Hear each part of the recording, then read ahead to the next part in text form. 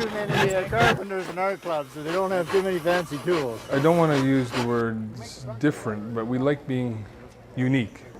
You know, we've always done things differently than other towns or other places. There's piece one. We like to either lead or go off in a different direction. These guys are way ahead though already. Yeah. The paddle wheel design has been tried in the past and failed miserably on a couple of years. Nobody had a good propulsion system until this year. Good old human feet power. Stand up, run on the bugger, and hope you don't fall in. And that's the plan.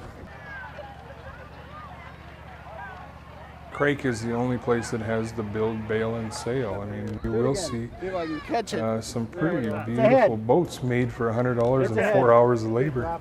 Yep, left. Hey guys, you gotta go around the boys, eh?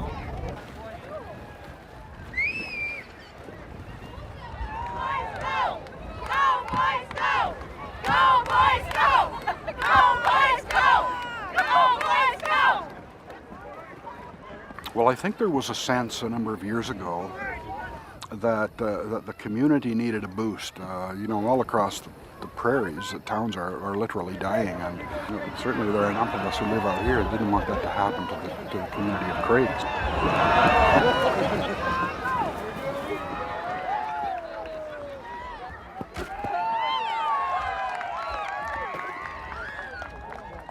I think there was a sense that there needed to be something developed to raise the profile of the community and hopefully provide for its long-term sustainability economically, socially, and of course environmentally. So, and luckily the leadership of the two local jurisdictions, the RM, Rural Municipality of Craik, and the Town of Craik, had the leadership that you need in place to take risks and to bring about significant change. The decline in population is the biggest thing. And you just look down Main Street and you say, well, that store used to be in that building that's now all boarded up, you know, in that store. You know, there used to be a clothing store in Craik, there used to be an antique store, there used to be 3 hardware stores. So obviously we're losing ground. We're on like a cliff and we're sitting on a ledge. And a lot of these little towns, I mean, it's pretty easy to just roll off that cliff and go right to the bottom, to oblivion. But if you maybe work really hard and try some really aggressive, dramatic projects, you can maybe claw your way back up to the top of that cliff and still be around here 20 years from now. Mike. Okay. Right now, the town of Craik has a health center, we have a resident doctor, we have a pharmacy, an RCMP, a K-12 school. If we lose 5 people, we could lose all of that. So that's what started this project, and then it grew into more of an environmental slant from there, but it really was almost an act of desperation. The town of Craik wasn't doing very well. The biggest change would be the elevators. I mean, when I moved to Craik and my father was running the Cargill elevator, he had 3 elevators that he looked after himself. And I think there was 8 of those large wooden elevators in Craik. We now have 1. It's kind of ironic when I'm in a building built from grain elevator timber too. And that's what brought us to Craik, was the grain elevator. This particular project was inspired by a fellow from Saskatoon by the name of Lynn Oliphant. We love to give Lynn credit as being the father of the Craik Sustainable Living Project. And it was quite incredible, really. He was brought in touch with the community, and he really was the inspiration, the spark, I guess, that was required to get something moving. I think what kick-started the Craik project was when I gave a talk to the Mid-Lakes Coalition, and that would have been in the mid-90s sometime.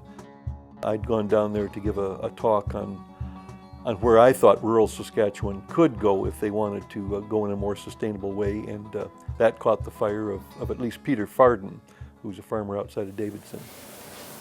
Subsequent to that, he said, you've got to talk to the mayor of Craik. And so he took me down to talk to Rod. Rod said, so what do you suggest? What do you do? How do you save rural Saskatchewan? And I said, I didn't know for sure, but in terms of being able to live here, I mean, southern Saskatchewan has resources coming out of our ears, right? We've got tremendous solar exposure, we've got tremendous potential for wind power, we've got fertile soils that couldn't be beat, at least 50 years ago. And if people can't make a living here, there's something wrong. Dr. Oliphant had an idea for years about a subdivision that was built. The houses were all built using alternative building materials, high energy efficiency, because he himself lives in a straw bale home. And he was thinking that if we could have a demonstration of these types of homes, they would be better accepted by the general public and possibly by some of the architects and you know, some of the cities even would allow them to start being built. So I told him what the Prairie Institute was about, what the kinds of things we did, and at that time we were doing straw bale buildings that were energy efficient. We were doing low input greenhouses for production of things like tomatoes and cucumbers and peppers, whatnot, that were, you know, required no energy inputs whatsoever, but produced a wonderful crop in our climate. And I guess he caught the fire, and it seemed to transform his life. I didn't do much of the hands-on part of it. I built the tables and chairs for the restaurant, and I tell everybody I'm just the mouth. I go out and sell the project to everybody across Canada. I think I'm the only mayor of a town of 450 people who turned it into a cross-country speaking tour. I thought I did pretty well. I got involved in this project. I heard they were going to build some kind of a eco-center. I didn't even know what that was at the time. I don't think they knew what it was at the time. So I went into the administrator and said, if they're looking for someone to help out or sit on the board, I've got a little bit of construction experience. I'd be willing to help out a little bit. And from there, I just got kind of sucked into this vortex, and I wasn't even thinking environmentally at the start, but the people working on this project were so passionate and so environmentally focused that they kind of teach you through education, and they kind of teach you about the environment, and it almost becomes, we become a little bit more passionate about it too. Corey Gordon and others were the ones that did the work of the first phase of putting up the Craik Eco-Center. And that was based on the work that we had done on this building and on other subsequent buildings that we've done since then. One of the biggest pushes on there was Tim Fox, who was the RM administrator at that time. Tim had all of the beams already from the elevators that were tore down because he wouldn't give out demolition permits unless they saved the big timbers, right? So when we were talking about building this building, Corey said, well, I need some posts, you know, of some sort. Tim took him out to the farm and said, would these work? Oh yeah. We had a company from called Last Mountain Timber who came and brought their bandsaw down and cut all our big beams down to uniform sizes. They actually spent more time pulling nails than they did cutting, you know, to get all the nails out of the big beams first. They were going to do all the fittings, you know, fit all the posts and beams together, but they were so busy we would have been another year waiting for them to come. So Corey took a course kind of from the guy at Last Mountain Timber and went out and bought the equipment so that he could do it himself. And he was quite a perfectionist though, because as Aaron, our plumbing and heating guy, said, he would be out here, there'd be 8 posts up, and the next day there'd be 5, and then the next day there'd be 9, you know, because he'd take a couple down to redo them a little bit because there was a gap or whatever. He said it was very frustrating watching it being done. But there is a saying that fools and children should never see a work in progress, right? Because we don't understand the complexity of putting it together. But when he got done, I mean, you look at how these beams and posts are fit together and they're just perfect. Well, it was designed to showcase a variety of cutting-edge green technologies in terms of construction, in terms of heating and cooling, water treatment, human waste management, fresh air delivery. And to that end, we've been pretty successful. Those are the things that we showcase when we do tours, for instance. We call this a truth window. You know, you peer into the interior, and yes, we did use straw bales. These walls are what we call infill straw bale walls. We used about 1,700 Durham straw bales, which were donated to the project. They were stockpiled for a couple of years prior to their use. Under cover, of course, they needed to be dry, etc., before they could be applied for use in these walls. The building was wrapped with stucco wire attached to the outside of all the perimeter vertical posts. The floor had been extended past the exterior or outside of these posts by about 15 inches or so. And the building is wrapped in straw bales. And they were laid much like a child would build with Lego. A row was laid, and then offset by half a bale, another row was laid, etc. Holes and cracks, etc., were stuffed with loose straw. The building was then wrapped with stucco wire a second time, and then the bales were sewn together. This building is a really unique building for the systems that it has, because we incorporate a whole bunch of different technologies together, right from, well, passive solar is the main way we heat this building. I mean, that's pretty simple. The whole building is designed around passive solar, and that does the most of the heating.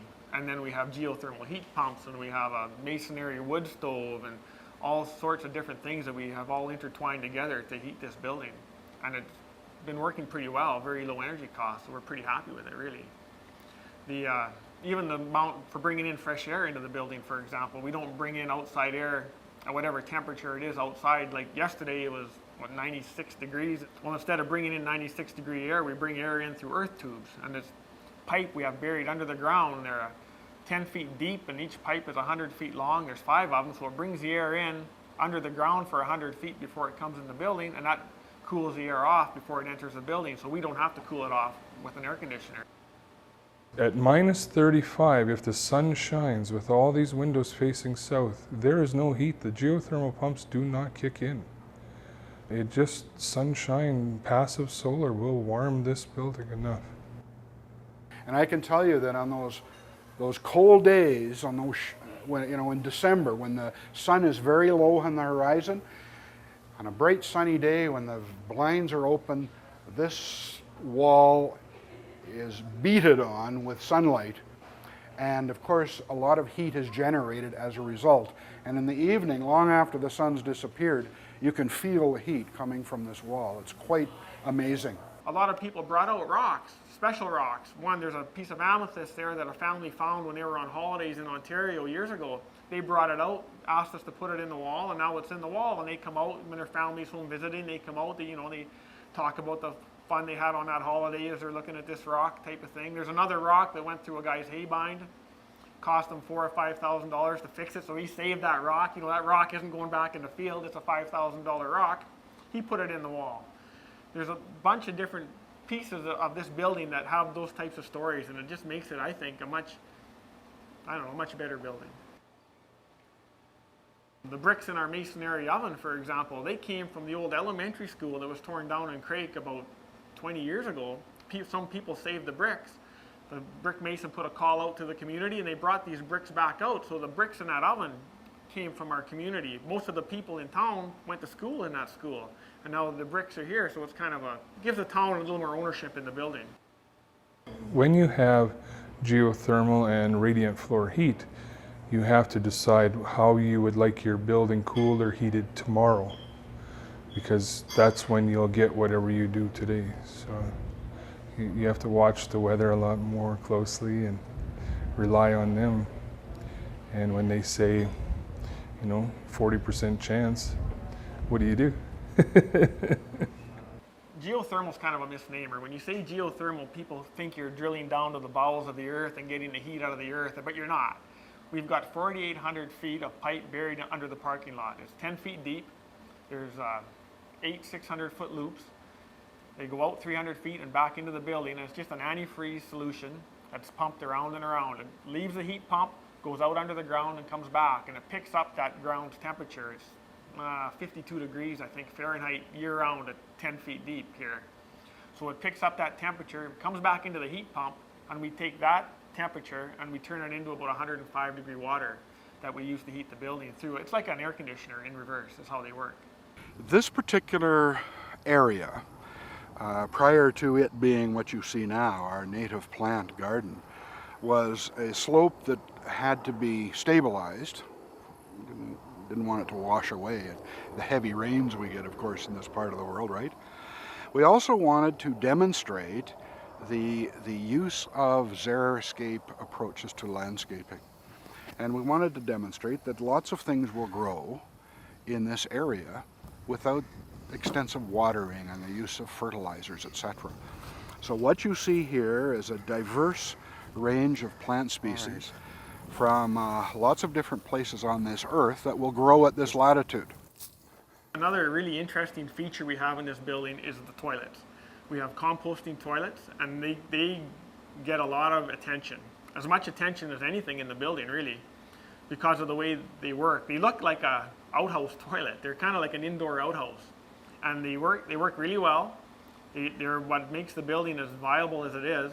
A normal building of this size would use 14 or 1600 gallons of water a day. We're using less than 400 gallons of water a day, mostly because of the toilets. These are the actual composting tanks.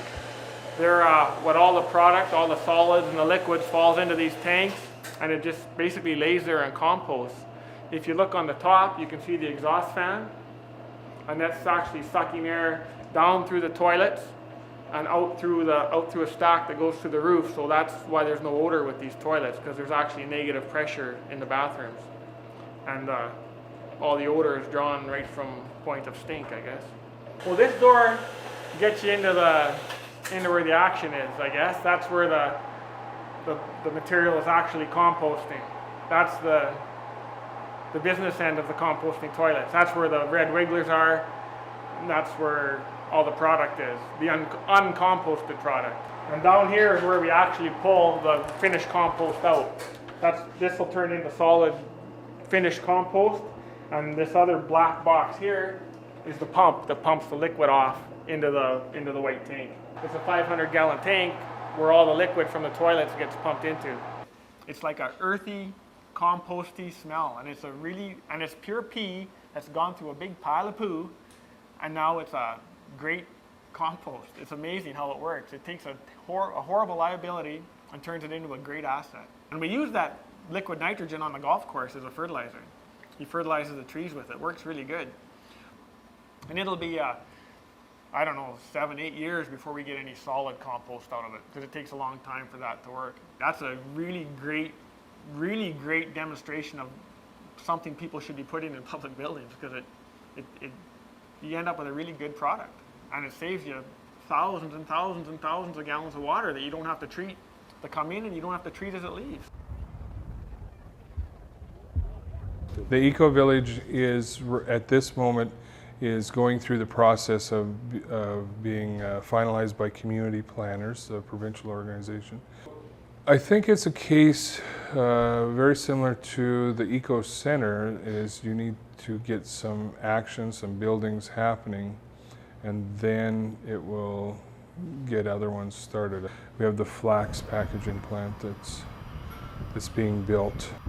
The mayor of town here found my website, and when they saw my name, they recognized me and my name. I'd been away from here for more than 20 years. I came down to look at their project. They built a big, beautiful eco-center here with straw bales, and they used post and beam, see, which is a different building than this. And they called me to come and have a look at it, and I came and had a look at it, and then I saw an opportunity here.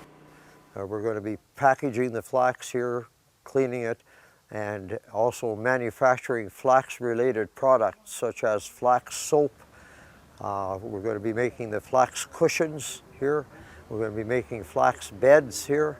And we're also making flax straw bales, which flax is the Cadillac of straw.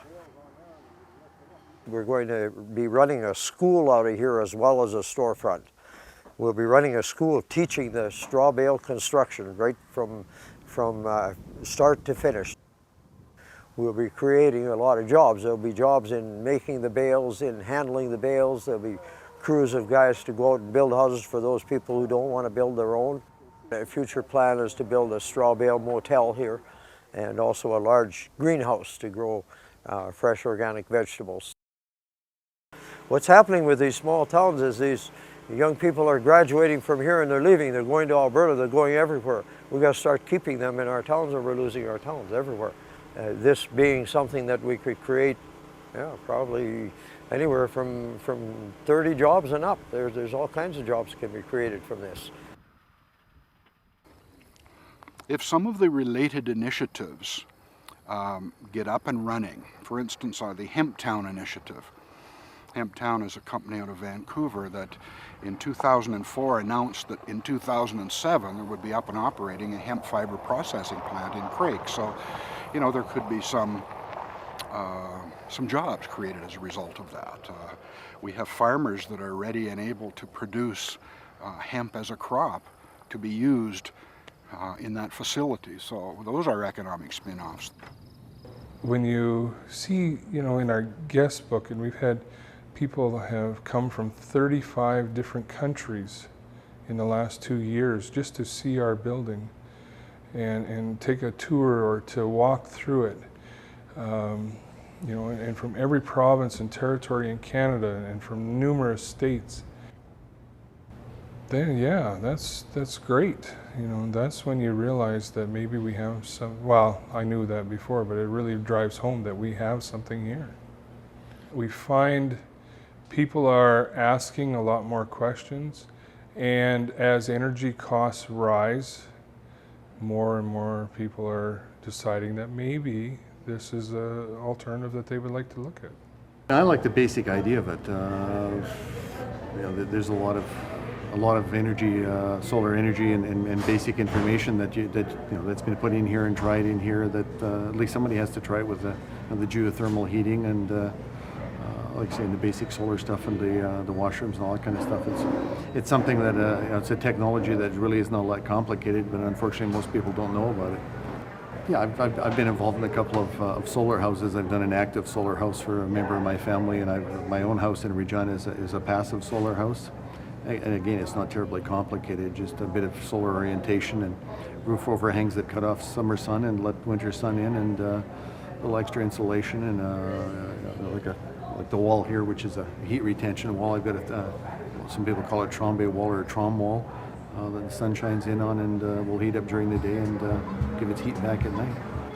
And the City of Regina came out here, because on the committee that I sit with in the City of Regina, was looking at ways to meet the Kyoto Accord, and this building was an example that we came out to look at to see what they were doing. But the technology is still kind of considered a bit, sort of folks arty. I think maybe it takes more work than most people want to do. Most people want to set a thermostat and have the heat kick in when they want, and the air conditioning kick in when they want, and aren't prepared to do but a little bit of work opening and closing blinds and a few things. But it's not real rocket science. It's actually pretty basic stuff if people just took a bit of time to learn about it and do it. I mean, I've come out of a long journey, right, of being exposed to various things and whatnot, and it's very difficult, I think, for someone to just automatically jump into something without having taken that journey.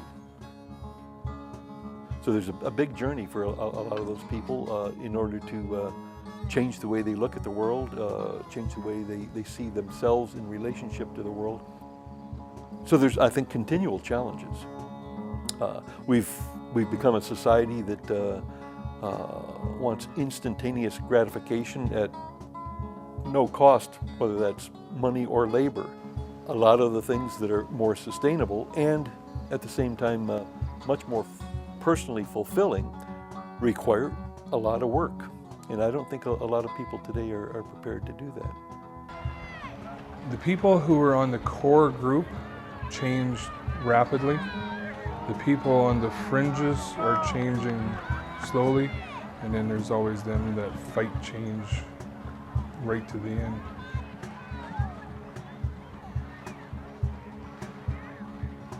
The high school just got an award from Sask Energy for their environmental awareness and practices at the high school. I go back to Aaron, our local plumbing and heating expert, has brought in a line of 3-liter flush toilets. and people are changing their toilets over to 3-liter flush toilets. It doesn't sound like a lot, but when you start counting up, how many liters of water you're saving by flushing with 3 rather than with 19 in some of the older ones, you can save a lot of water for the community. Those are things that probably wouldn't have happened without, this project going on. And we have all kinds of people converting to compact fluorescent bulbs, and you're going to be talking to Aaron Obergewich shortly, and he just installed in my home the other day a high efficient furnace, and people are putting in 2-button toilets, etc. So I think the spirit of the project is catching on, and that of course was one of our hopes from the very beginning. Part of the building was to put up a wind generator to power the building. It's been kind of wired for a wind generator, it's set up for a wind generator. That's a big project. We had no idea when we started how big a project that was, so that's something that we hope we'll do in the future. We've got more room on the roof for photovoltaic solar panels. It's wired for that. We'd like to do that. That's another project in the future. It'll never be done because we're thinking of different things all the time. One thing that is happening that I see is that the town is shifting. Even the people who don't realize it are starting to think more environmentally, just by the fact that there's more. The local co-op home center is selling more soaker hoses and big sprinklers type, and there's not a house in town that doesn't have compact fluorescence in it anymore. So people are starting to think that way, and that's, to me, the main focus of this whole project is to try and get more people thinking that way, and I think it's starting to work. And I always claimed in the beginning that Craik was going to be to sustainability what Silicon Valley was to computers. That if you have a business or some sort of product that you're trying to promote along the lines of sustainability, you're going to have some kind of tie to Craik. And that's happening.